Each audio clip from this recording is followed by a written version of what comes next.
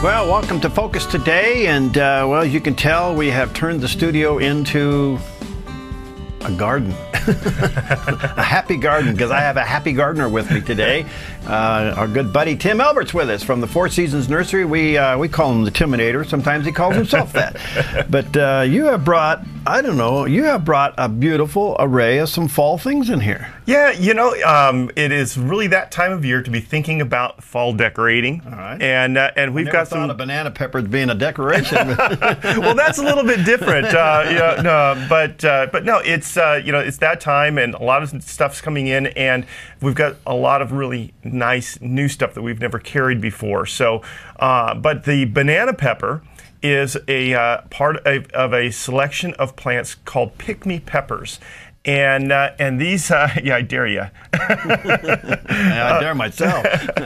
The pick-me peppers are a dwarf pepper that can be kept in the container and put on the windowsill, and you can keep them producing inside the house through the wintertime. This? And yes. Will it produce fruit through the wintertime? Yes. Wow. Yeah. And they actually come in several different styles. So there's about 4 or 5 different peppers that you can Now, these are quite hot, aren't they? Yeah, you know, the banana peppers, sometimes they're hot, sometimes they're not. Yeah. So you can get some fairly mild ones. Kind of like you, huh? Yeah. It just depends on the day. You're out there hiding in the bushes, I'm sorry. Anyways, there's a cherry pepper. There is, I think there's one that's like a habanero. It's an orange one. I haven't tried them all yet, so we'll have to see what happens. These just look hot. What are they? But they're not. Now this is an ornamental pepper. So the peppers aren't really made for fresh eating or anything like that. The skins are very tough. They're not very flavorful. There is some heat to them, and they are edible, but they're just not all that great. They're more used for decoration, and you can take these when they start to dry. You can harvest them and dry them and string them up, make little chili pepper strings with them and stuff like that too. But they're really nice, and you know, this time of year for decorating the table and things, the ornamental peppers are great. Well, it's just great. By the way, Tim's going to be here for the whole hour, and if you want to talk to him and ask any question, especially after the rain yesterday, wow, what a change. And then it's going to heat up again. So what should we be doing in the yard this weekend?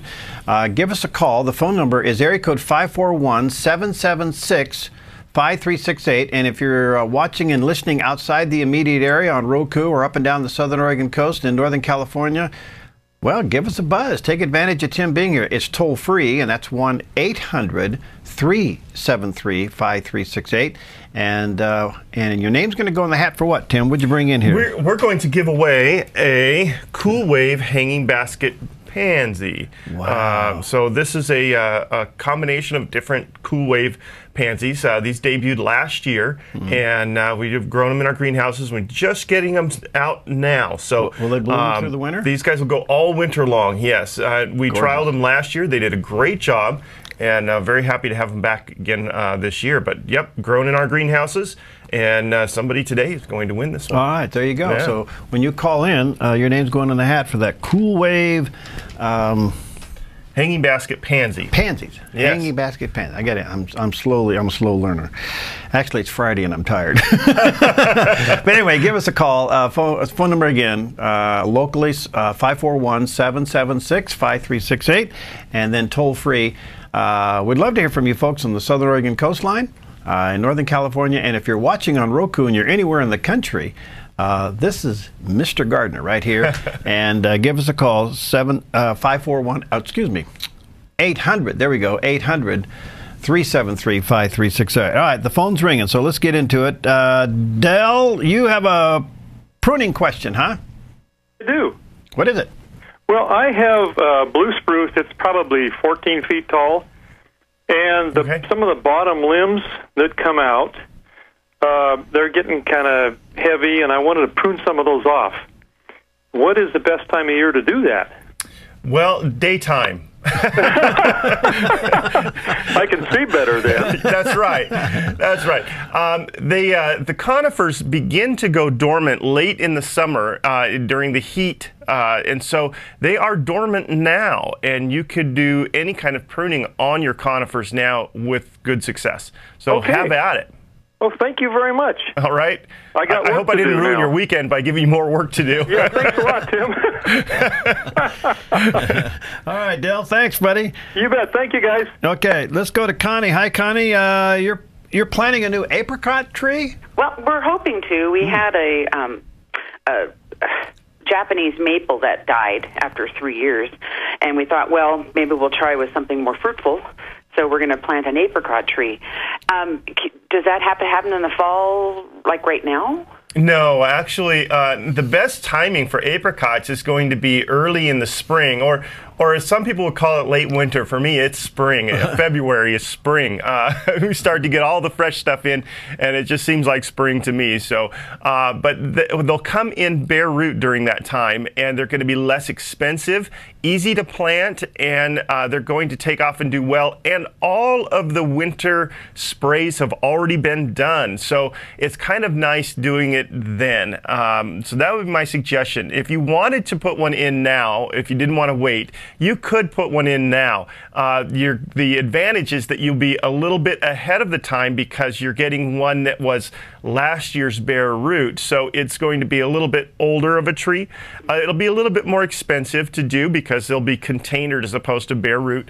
But they'll do fine. And you will want to make sure that you keep up with the dormant sprays. Cool. Thank you. Okay. You're welcome. All right, thanks, Connie. Let's go to Judy. Now, Judy, you got the classic question of the day, and I'm waiting to hear what his answer is. So ask him the question. Okay.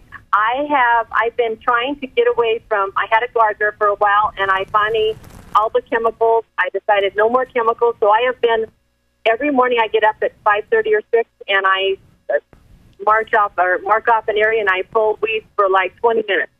And I'm trying to pull out the crabgrass, but I get the long, deep roots. But it's a pretty big yard, and I wanted to know if there's anything natural, or can you use one of those flame blowers to burn the weeds and then replant your grass before winter? Well, yes, you can use the butane torch for weed control. Of course, don't do that in a dry field. But yes, if you wanted to use something like that, you can. Now, crabgrass is an annual grass, and so it's going to die over the winter anyways, and it will not come back. However, the seed comes back like crazy. Now, so what you'll want to do right now is get rid of that crabgrass that you have, and if you're doing it by hand, that's fine. Cut it off. You don't have to really pull it all the way out. Just cut it off. You want to just keep it from producing seed. And once you've done that, and you can go through and reseed your grass and get that up thick and full and growing well.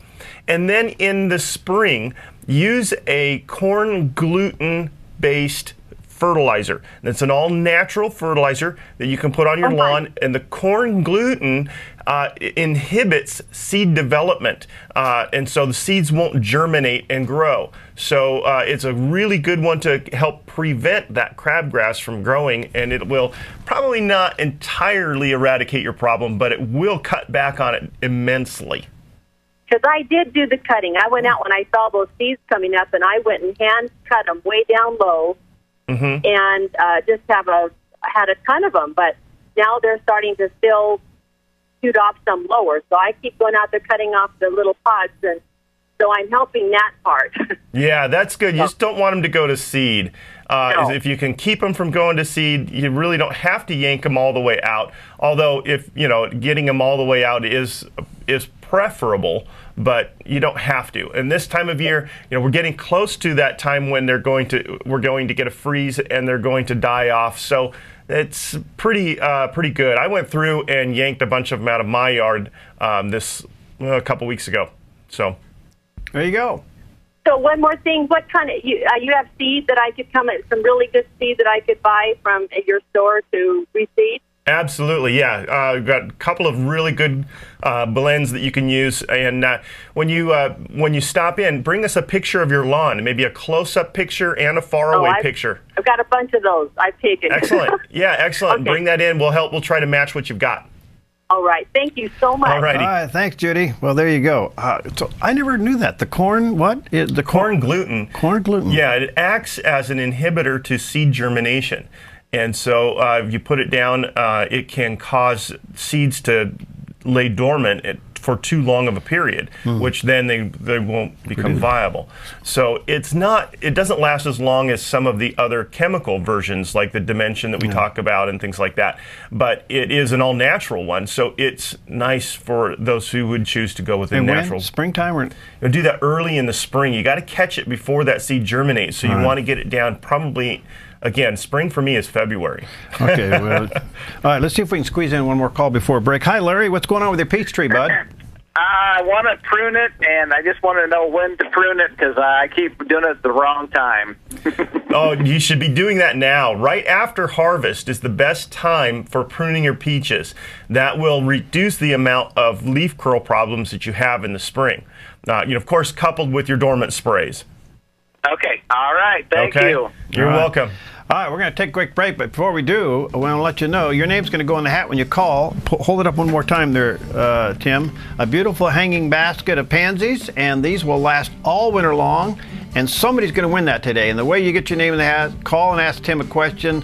At the end of the show, we're going to reach in. Could be your name, and you could win that beautiful hanging basket. What are they called? Cool something cool? Cool Wave Pansy. Cool Wave Pansies. Isn't that pretty? All right, we'll be right back.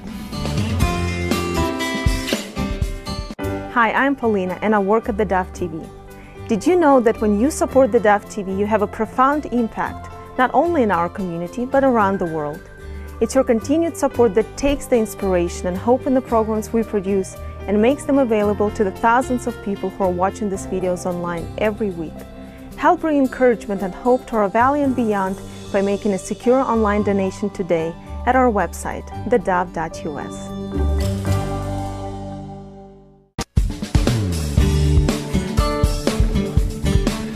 Okay, we're back with Tim Albert from the Four Seasons Nursery, and he's here taking your calls today. When you call in, your name's going in the hat for a beautiful hanging basket of some pansies and Cool Wave pansies. But we have kind of swapped out the plants in front of us right now. We have some basil, and what's that over there? This is sage here, and of course, sage is used in a lot of Italian cooking. So I like to take these big leaves like this, and I just fry them in a little bit of oil until they're crispy, and use them for garnishing, like butternut squash soup and things like that. Oh, it's so good that way. Well, there you go. Now, and of course, the basil and sage. Well, is this part of your winter display that will keep doing its thing? Yeah, these are windowsill gardens, and so this is the couple of different herbs that are available. There's several. There's some cilantro and some rosemary and other things too that are in these nice little pots that you can put on the windowsill. They have a little recipe on them, a little decorative sleeve, and yeah, you can have them through the wintertime. I don't know if you've ever gone into the store to buy basil. And it comes in these little packages, and it's like $5 for a little package. You can grow your own basil all winter long on your windowsill. And I use a lot of basil, so I would probably have to have a very big window. Well, there you go. But yes, this is just a couple more of the choices available. All right, let us know. Give us a call, 776-5368. That's area code 541. Or if you're outside the immediate area, we'd love to hear from you, especially if you're along the Southern Oregon coast, if you're watching on Roku anywhere in the country. Who knows? Maybe we could, if you live in Nebraska and you're watching on Roku, can we send them the flour? I guess not, though, huh? I don't know what the agricultural rules are. We might have a little bit of trouble with that, but we'll do something. We can certainly answer your questions. Yeah, we can do something. There we go. Yeah. All right, anyway, it's toll free, 1-800-373-5368. Mariah, what's going on with your tree? Hi, yes, I have a bush in my backyard, and I water my grass that's right next to this bush in the mornings real early, and I think my neighbor's watering in the afternoon, so I think some of that bush is getting water from my sprinkler and his, so I'm thinking maybe it's getting too much moisture because it's growing this kind of a powdery kind of a mold on it or something, and I'm wondering how I would treat that without using chemicals.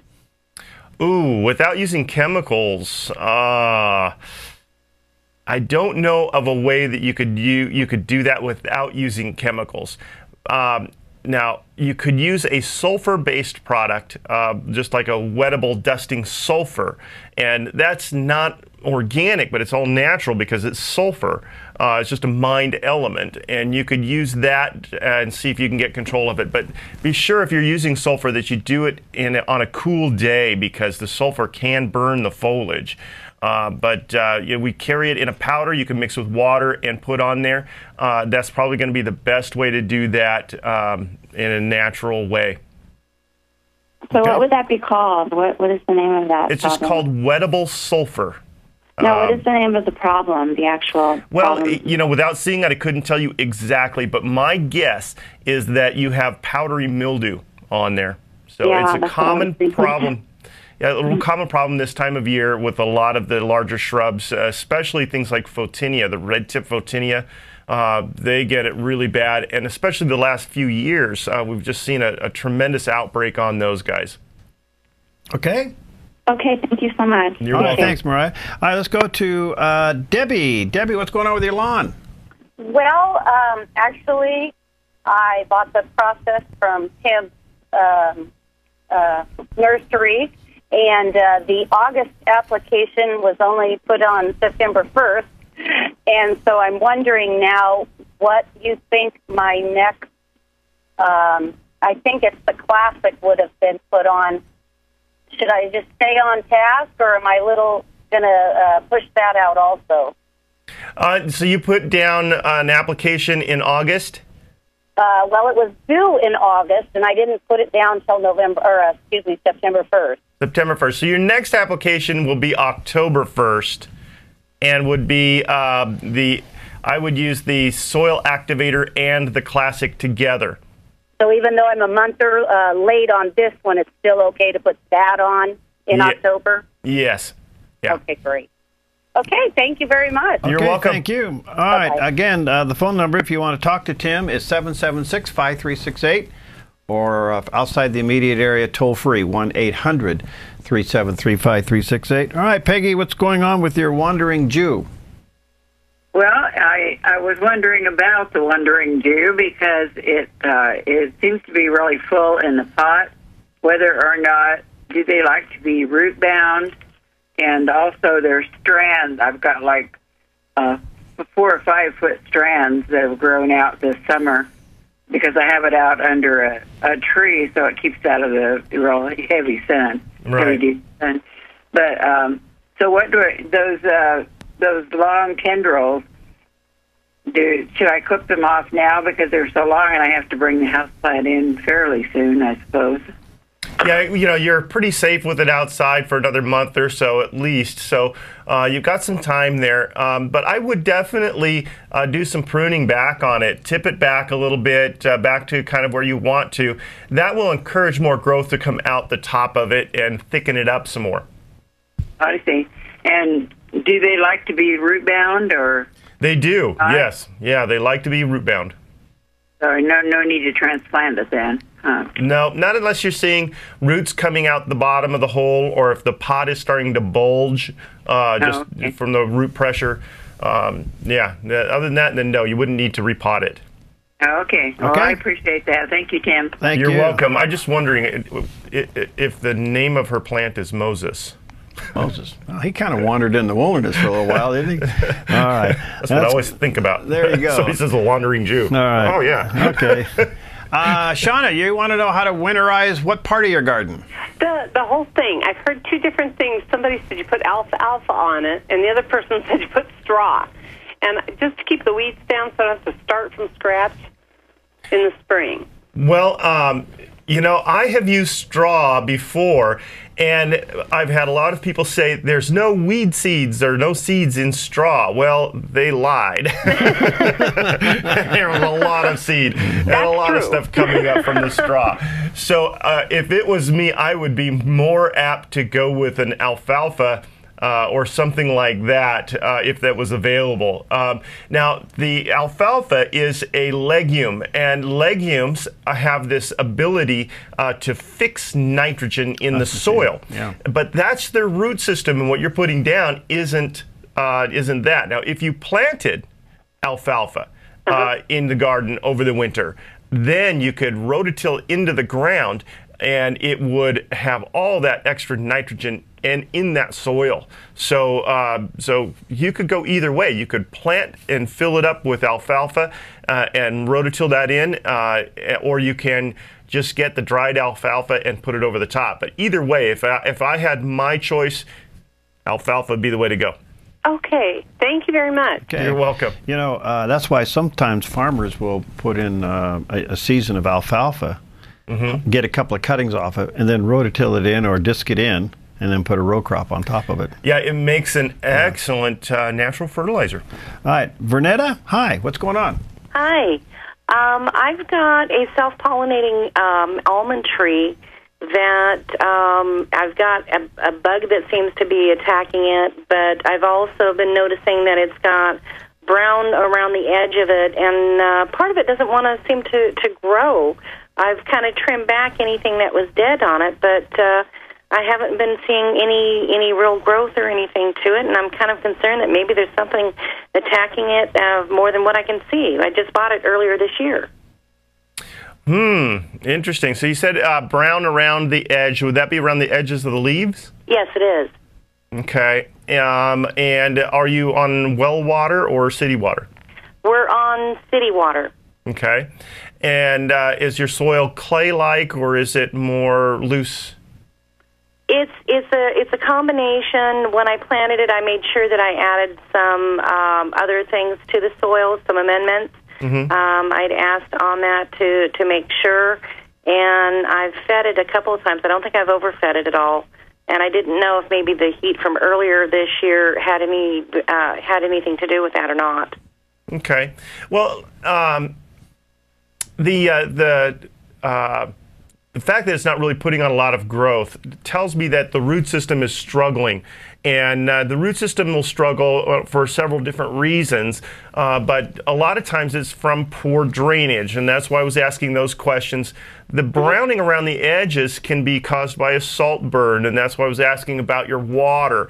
It sounds like you've got, city water's fairly clean, and you've got good amendments in the soil. It's going to be difficult to diagnose exactly what's going on with that without actually seeing it. So if I had to guess what was going on, I would say there's something happening in the root system, whether it's insect or rodent, if you've got gophers or moles in the area. But you're going to want to dig down and check that root system out. You just dig around the tree a little bit and check that soil, see what's going on down there. Look at the trunk very, very closely. Make sure there's no cracking or peeling on the bark. Look all the way up to about the first branch and check that out real good. And then if you still can't see what's going on, maybe snip a little branch of that off. Take a couple of pictures, bring us the pictures and the sample, and I think we'll be able to get to what's going on from there. Okay, great. Thank you so very much. You're welcome. Thanks, Vernetta. All right, let's go to Larry real quick before we take another break. Larry, you got a lilac tree. What's going on with it? My mother has two of them, actually, and they're probably 15 feet tall. But every year they get taller, but we're not getting any more flowers anymore. I was wondering when you would trim those down and how far down. Well, on those, because they're spring blooming, I like to do the pruning on those late spring, early summer, like May, June. I cut them way back. Now, of course, if you cut them back this time of year, they'll still recover and grow very, very well. But you may not get any blooms because those bloom buds are being formed on that plant now. And so whatever you prune, you may be pruning off the flowers that it perhaps has. But if you're not enjoying the flowers because they're way up high anyways, who cares? I say cut it down. Thank you very much. Okay, You're welcome. thank you. All right, 776-5368, and Tim Overton in the house. What's this, real quick? This is a little decorative gourd. Okay. We've got several different kinds, styles, sizes available. We will have, coming in next week, hopefully, decorative pumpkins as well, so for decorating. So they're just kind of fun. We put them in color bowls, and winter color bowls. They're really fun that way. The sheaves of oats and wheat. you know, if you haven't been by the nursery lately, swing by and see some of the color bowls that the crew put together. Everybody's been putting together color bowls for fall and winter, and we've used some of these in those color bowls too. So a lot of fun, a lot of great decorating ideas. All right, get your name in the hat, 776-5368 or toll free 1-800-373-5368. And you could be winning a beautiful hanging basket of pansies coming up in just a few moments here with Tim Elbert. Hi, I'm Daniel and I work at theDove TV. You know, compared to Portland, Seattle, and LA, Medford might be considered a small market, but at theDove, we're excited about the opportunity to make a big impact right here in our community. And you help make that happen. Did you know that more than 90% of our income comes from people like you? You can help us now by making a secure online donation at our website, thedove.us, or by phoning 541-776-5368.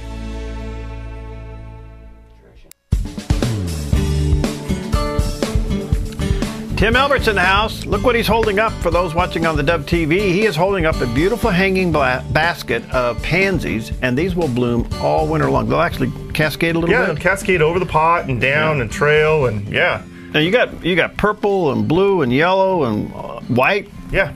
Beautiful array of pansies in there. So when you call in, your name's going in the hat and coming up towards the end of the hour for those watching live. If you're watching a repeat of the show, unfortunately, we've already given it away. But if you're watching live, you're going to get your name in the hat here coming up in just a few moments. So in the meantime, we've put some peppers back because the basil's starting to get my nose there. But we got some. All these are what you're calling window herbs that will actually grow through the winter and produce. Yes, all winter long on a nice, bright, sunny windowsill.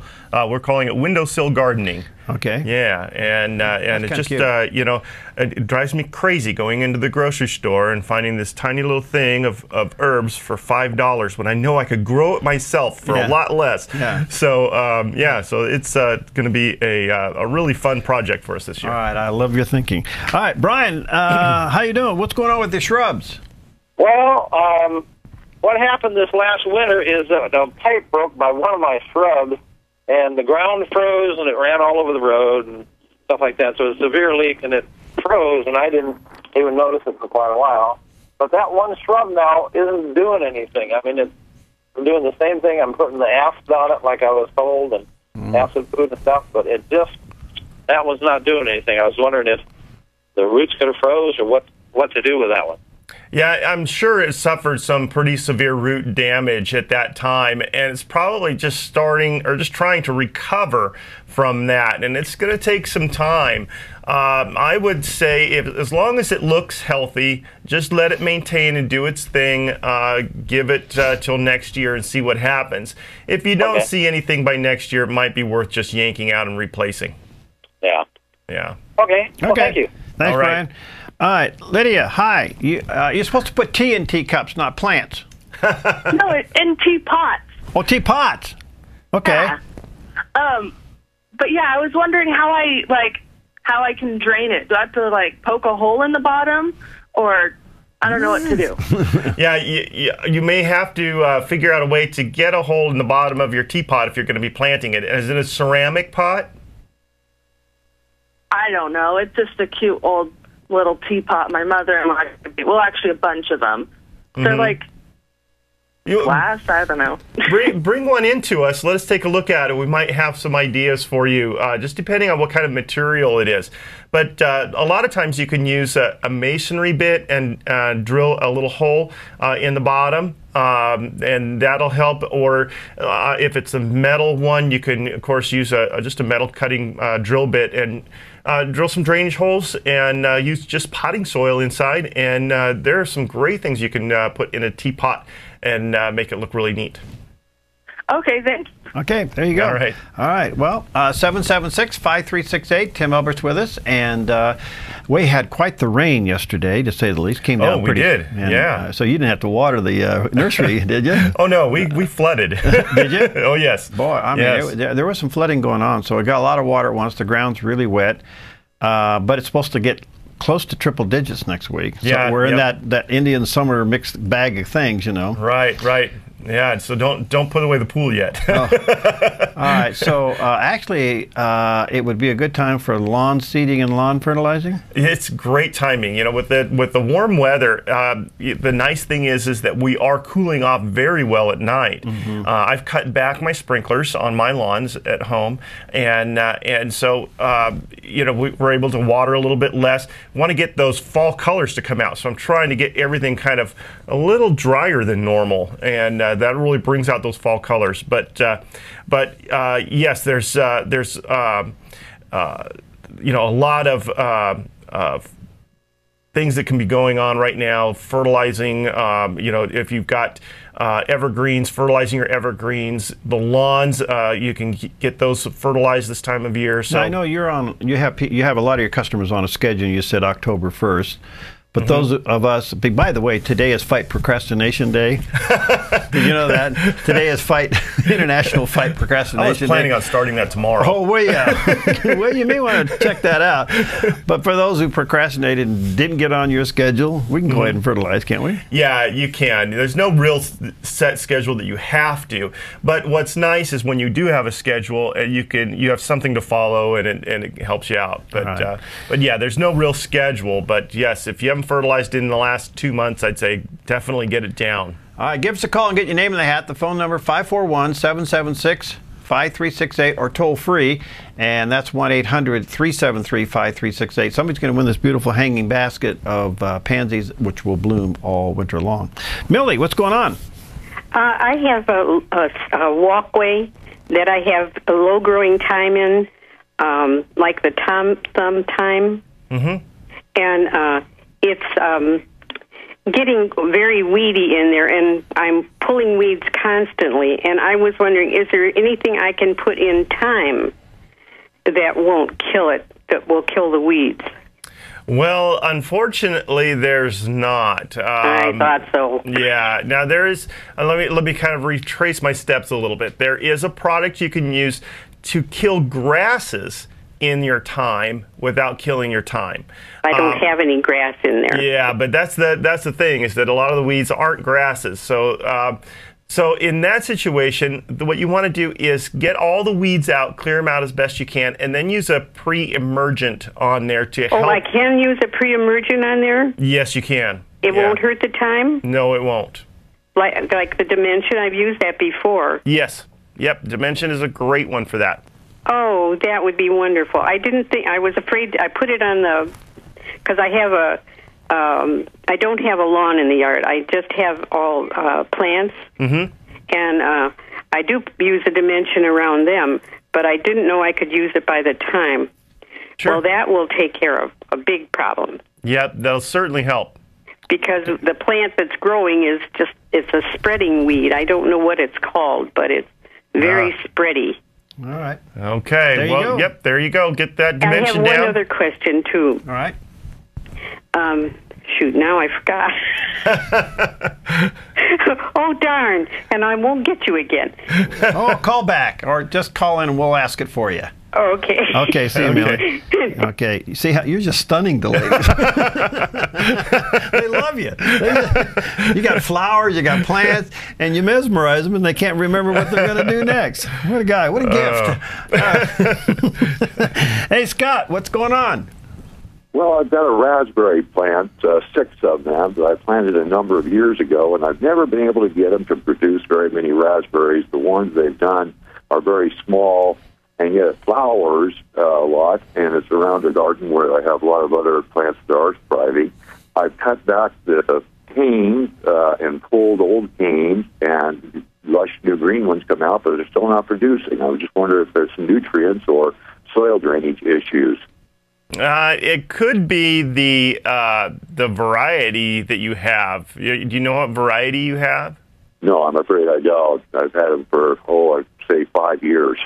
Yeah, I would suggest maybe digging out a portion of that, maybe half of them or so, replacing with some fresh new canes, and see how they go for you.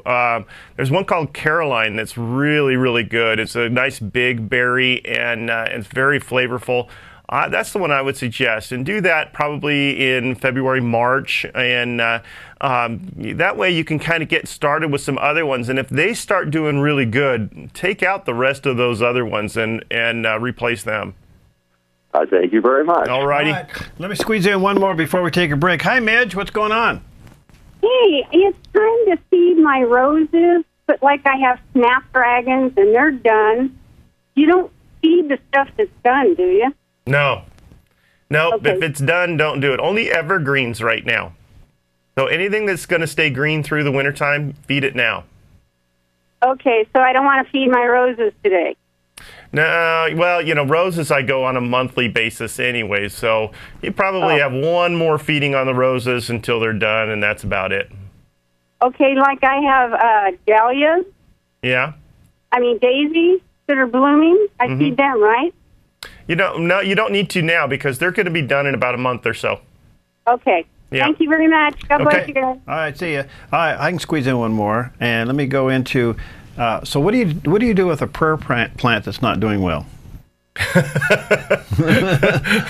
Right, Dorothy? Is that a trick question? Yeah, no. She wants to know the care of indoor prayer plants. If it's not doing it, do you pray for it? I pray with it. What's going on and with it? I sing to it.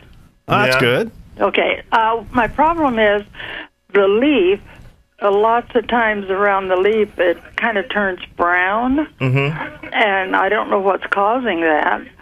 And so what I do is I trim it a little bit with scissors. Is that okay? Yeah. You just trim the brown off? Uh-huh. Yeah. Okay, what does what causes that? Improper watering on that. So you make sure that your plant stays moist but doesn't have water sitting around it. I would use a moisture meter and make sure that it doesn't fully dry out between your waterings. Oh, okay. Thank you. Okay. You should have good luck then. There you go. By the way, that's very biblical. Yeah. Pruning, isn't it? Produces more. Yeah, yes, absolutely. Cut away the dead so the live can live. All right, Tim Albert's with us. We only have one more segment left. Get your name in the hat. Someone's going to win a beautiful hanging basket. Got it there, Tim? Yep. There we go. Pansies that will go all winter long, and they'll actually cascade down over this pot. Somebody's going to win that coming up. So the way you get your name in the hat is call in and ask for a question. And we have a little bit of time left, so do it right away. We'll be right back with Tim Albert from Four Seasons Nursery.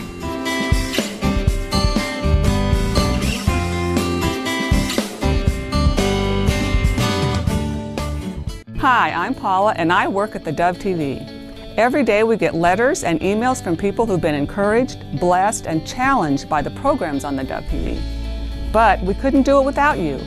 Did you know that more than 90% of our income comes from people like you? You can help us continue to bring inspiration and hope to our community by making a secure online donation at our website, thedove.us, or call us at 541-776-5368. Okay, we're back with Tim Albert, and Tim heads up the Four Seasons Nursery out there on Crater Lake Highway. So you go out Highway 62, you get off on Vilas Road, and you go up about, half a mile or so, and you can't miss it with all the beautiful hanging baskets and all these fall colors and everything we're talking about he's got there, including, I just love this wheat. That's oats there. Oh, excuse me. I'm sorry. I should know that. Wheat's another size of it. Isn't that pretty? We do have little bushels of wheat as well. Yeah. Sheaves, I think. Boy, is that what is so biblical. White unto harvest, isn't it? Yeah. Okay, that is beautiful. All right, your hours, this week?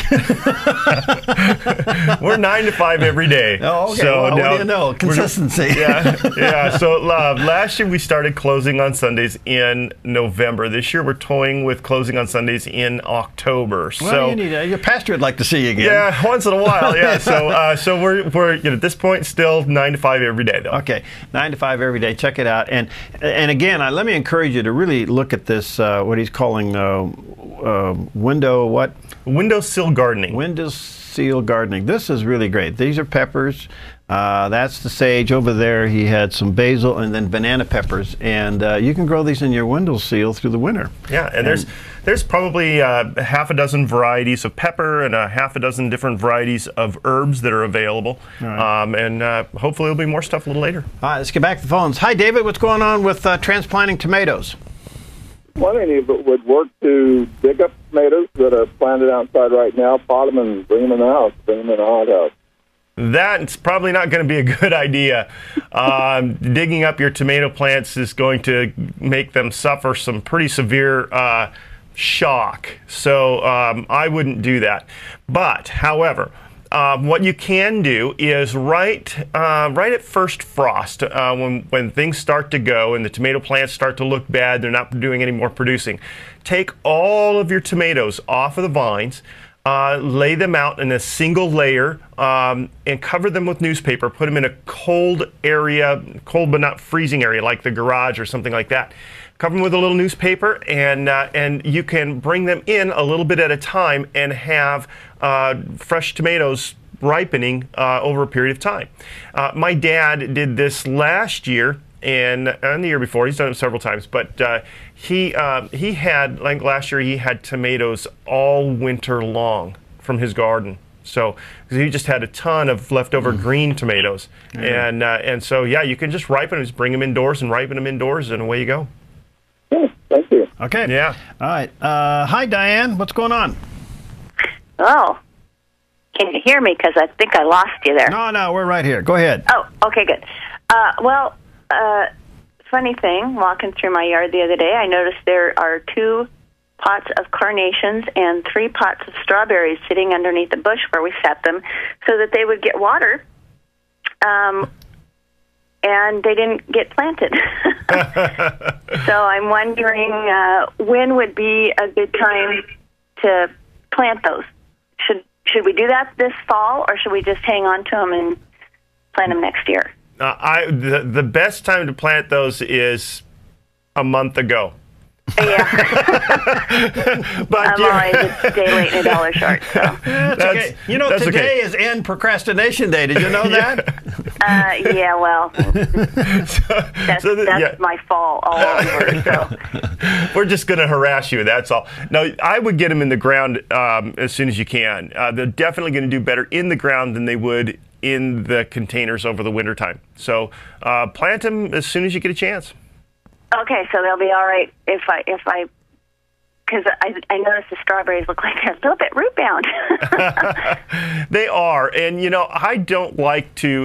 We get a lot of people this time of year, coming in buying plants to plant, and I don't like to break up the root ball. I really don't like to do that. The plants will recover; they'll come out on their own. So even if those strawberries are root bound, the only thing I would do is maybe just tease a few roots loose from the bottom and plant them, and they'll do just fine. Okay. Well, I would remember reading something years ago that was saying that if you take like a dirt clod or something and put underneath the base of the root ball, and then drape those smaller roots around that gives it better drainage or something. Or well, plants are pretty smart, and they'll figure out how to get their roots out and into good soil. So I wouldn't worry about doing anything like that. I just tease a few roots loose at the bottom, drop them in a hole, plant them, green side up, and you're doing fine. Okay. Well, they're beautiful. I got a couple strawberries on them. All right. All right, Diane, thank you. Lori, what's going on? You got some ants giving you some problems, huh? Yes. I had a cucumber, came in late, and finally was loaded with little inch and a half long little cucumbers, but they're covered with ants, and I tried taking them off, washing them. Is there a non-chemical way to get rid of those ants without spraying them with the ants are getting into the zucchini, and I can't find a head trail. What I would do is I would put out maybe some traps up around your plants, and that's probably the best way to get rid of them. put around some, just ant traps? Yeah, little ant traps up around your plants. That's probably going to be the best way because it'll attract them in there and kill them that way. So you're not actually putting any sprays or anything on your vegetables. Okay, now if I sprayed them, that spray would probably get into the soil and contaminate the fruit. Some sprays will. However, the ones that are usually listed for vegetables, you shouldn't have that kind of trouble with. Do you have one that would not contaminate? Yes, yes. The pyrethrin, which is an all-natural product, can be used on that. But it's a contact kill, so it will only kill on contact. So it's got to actually contact those ants in order to kill them. So I could do both. You could do both, yes. Then you've got it. We're going to be up that way, the pyrethrin.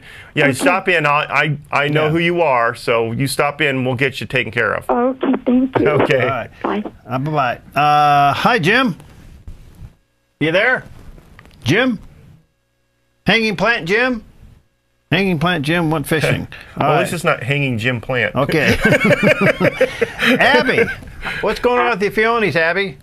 Oh, hi. I just had a friend. They moved and they put it in. They dug up from their yard the peonies tree or whatever it is plant, and it's in a great big pot now. And I don't know when to plant it right, or could I keep it in the big pot until next spring, or what? You can keep it in the pot until next spring, absolutely. But you can also plant it. So if you've got a spot and you're ready to go for it, get it in the ground. It'll do just fine. And what about freezing this winter? Oh, it'll freeze down, but it'll come back. If it's a tree peony, the structure will still stay there, but the foliage will freeze down. Oh, so it'll look yucky during the winter, but it'll come back? Yeah, it'll go dormant, but it will definitely come back in spring. And it's okay with the freeze? Yep. That's what I wanted to know. Thank you so much. You're welcome. All right, have a little fun here this morning. Good morning to you. And let me just remind you to check out the Four Seasons Nursery. If you've never been out there, let me tell you, you're in for a real treat. It's beautiful. They got a full variety of everything you need to make your garden pretty and your home pretty, especially with all the fall colors. Now you got these fall. The gourds, and this is kind of a fun-looking one here. And like I said, next week I've got pumpkins coming. There's about 4 or 5 different types of really odd-looking pumpkins. There's odd-looking, warty ones, blue ones, all different colors, white ones. So yeah, some really fun pumpkins for decorating. Of course, we have the as you were showing a little bit ago, the harvest sheafs of oats and wheat available as well. Yeah. And we'll have straw bales available in there. Now these straw bales, you go to the feed store and you get these straw bales that take 3 men and a pickup truck to get home. Yeah. We've got small bales that you can drop in the trunk and you can put it at your front door. Yeah, you can set them up and use them for decorating. They're nice small little bales, so they're easy to maneuver around and load them in the trunk easy. Yeah, okay. So really nice. Well, it's a beautiful time of the year. It's my favorite time of the year, fall, because of all the colors. It's harvest time. And for those of you who really enjoy gardening through the winter, you may want to check out this window seal gardening thing that he's got going here. Variety of peppers, sage over there. We got the banana peppers and the basil. And takes a lot of watering. East side, west side, north side, south side, what side of the house? And the brightest windows that you have. So the south-facing window would be the best. But if not a south, then maybe a west window. You can just leave them right in these pots. You don't have to replant them or anything. Just set them right in there. Nice decorative little pots, and they'll keep going. All you have to do is just keep them watered. Generally in the house, maybe once or twice a week. All right, draw a name out. Who's going to win the beautiful hanging basket today? All right. It's going to be Lydia. Lydia. Yeah, she brings her teacups in. There you go. You hold that up. Okay. There we go. Lydia just won the hanging basket. This is Lydia's hanging basket. Congratulations. All right, thank you, Tim. Don't forget, Four Seasons Nursery out there on Craig Lake Highway. Go out Highway 62, get off on Vilas Road, and hop on over to the frontage road and just go up about a half mile. You can't miss it. And go out and he's working all weekend. He just announced to me that he's kind of upside down. He's got to work all weekend, which is unusual for him. So anyway, nice to see him at the nursery on the weekend. Just kidding. Anyway, check it out. We'll see you next time on Focus Today.